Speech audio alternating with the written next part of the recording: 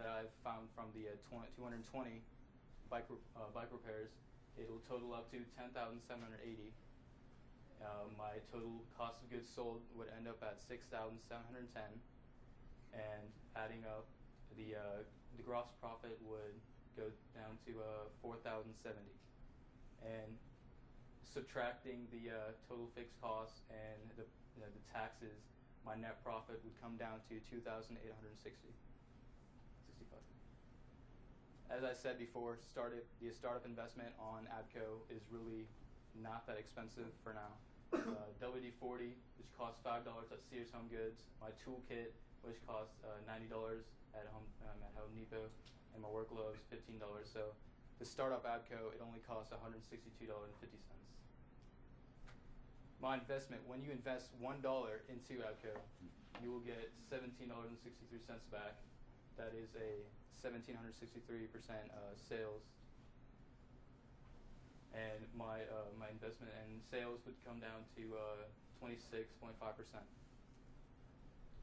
My financing strategy for this is I'm putting my own $200 into Abco to start off, and my family's agreed to put $150 into it, so I'll start off with $350.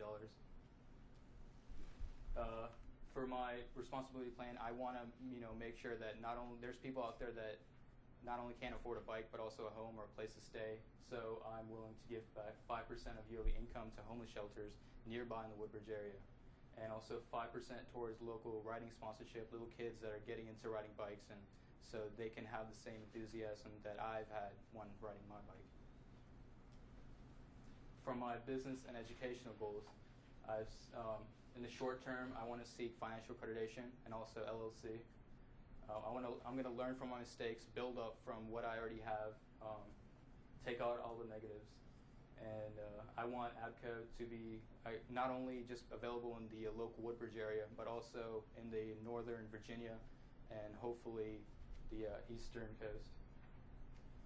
There's no knowing of how high Abco will go if I put my mind into it. And with the right tactics in hand, I know I can achieve these goals. And thank you for the consideration of Abco.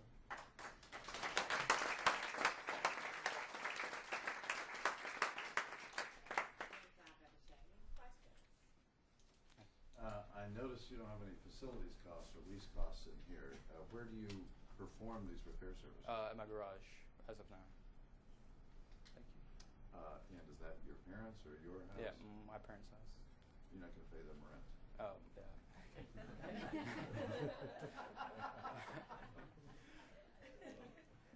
I actually had the same question, but I did know your yearly fixed cost is only $210, so presumably you do get that free, your parents' garage. But what else, I mean, is really going into there? Isn't there other fixed cost? I mean, and your I guess your cost of goods sold, you're just assuming oil, if I'm not mistaken.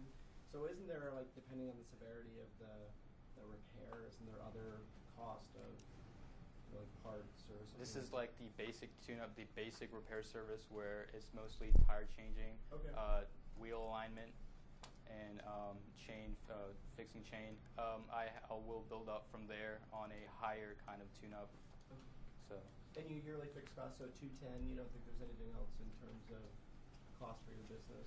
As of now, no. Yeah. How did you go about determining 20% of young bikers would use your services? I looked at CNIS Bureau, and I just saw the percentage of how many people are in the Woodbridge area. So I looked at young adults, how many people are young adults are in the Woodbridge area, and then I kind of roughly saw that 20% of those 7,000 people in the Woodbridge area would use my services. So. You're talk about BMX. Do you have to be certified to work on this, or is there a certification that you can get to be more marketable? To be more marketable, there is a certification, and I'm going to plan to achieve that in the later future. How will you make sure you're in front of your customers when they need you?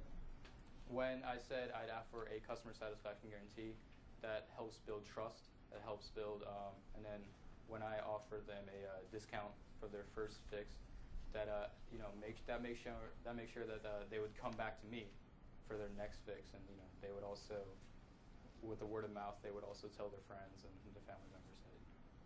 What happens if you're really successful and you get 120 or 200 customers and you can only do 70 personally? Do you leave that business on the table, or how do you grow into the next phase of your business? I'm from this standpoint, I'm solely running this by myself. Later future, I'm going to see if I can get other employees or people to work with me and have that fixed up. And why would they want to work with you? Because I would be able to, because there's only one other repair shop in the Woodbridge area, and with where I want to take my company, I'm thinking that they would come to me for their bike repairs. Thanks. Okay, Zach, one more question. Did you say that Dick's does not actually do repair service? They don't do repair services. They're more of a sales and marketing company. So have you considered kind of partnering arrangements with some of the retail outlets for bikes to have them refer business to you for repairs? As of now, no. But later on in the future, I plan on building a foundation with them and see if I can get a kind of discount with them. Thank you. God bless you.